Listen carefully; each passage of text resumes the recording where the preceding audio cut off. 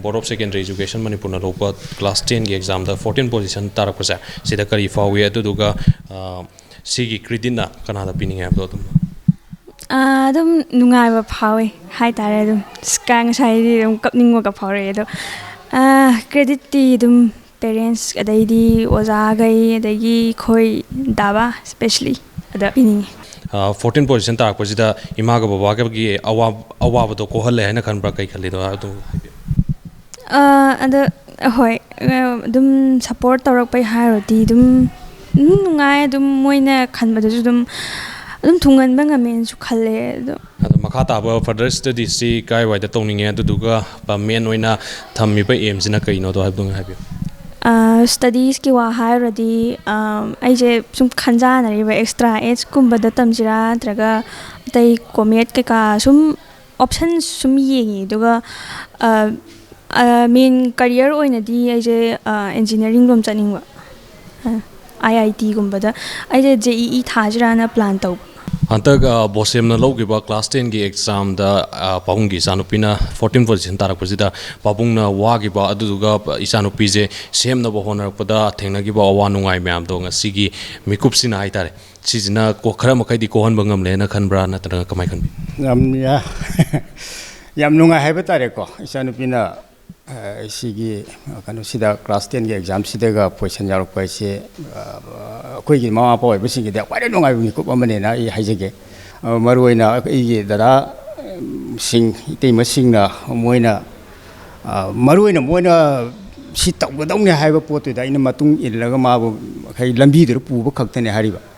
अदो थोइदोना काहेना अवाबा ओहिदे हाइबा तारे ममा पा मोइना हौगा हुजिकी तुंगी हौगलगलिबा छात्रजिंग अदुदुगा सुमाइना एग्जाम थारकदबा छात्रजिंगदा करी करी मेसेज ति पिनिंगे अदुगा ममा पा ओइबजिंगदजु सुमाइना तौरगदि मचाजिंगजे माइपा पंगमगनी मिथुइ मिहेन बंगमगनी हाइबगी वखलोन तो थमनिंग यस ए तुम हाइजेगे मरुइना हुजिकी छात्र महिरुसिंगदा आइना हाइजेनिंग मसे लाइरिक तंबसी मोस्टली यामना कॉम्पिटिटिव नि हुजिकी चैलेंजिंग नि हाइबगी वखल लोनदुदा को ममा पासिंगसु हाइरिबा लाइरिक तंबसिदा यामना चैलेंजिंग ओन यामना स्प्रेड लेना सिंगनबा अमग लोइनाना होनगदमने हाइबसिगी मेसेज मै पिनिंगे अदुगा आइना ngaliंगे मतम दसै इचानुपिसिदा आइना हायो वाइ खरसु लेजे अन लाइफ सिदि चैलेंजिंग नि स्टडी तौबसे नंग स्टडी तौरि मतम सिना नंग चैलेंजिंग ओइगदौने अन मतम चुपदा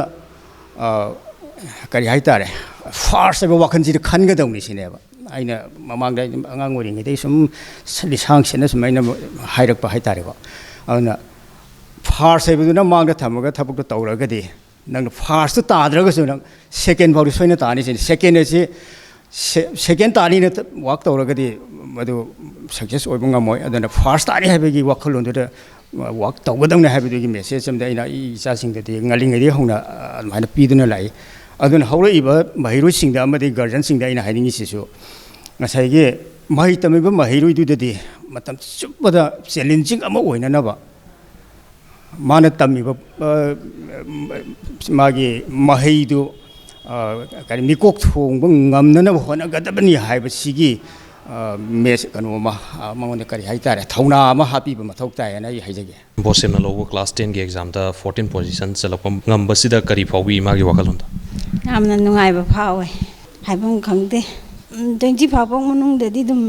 yarakadra ni di khalle adu mana pelalle haitare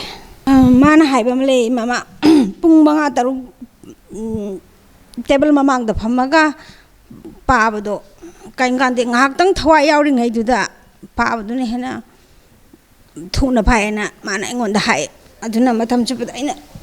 mangonda pressure tawdeba hujikandi chawkhalaba matamnina ko mama pana pamba line da hujikandi inba chatre haba masa masa na pamba lambi da akoi ju full support to hanjani nge gi mota hujiki generation gi oina adu hajaninge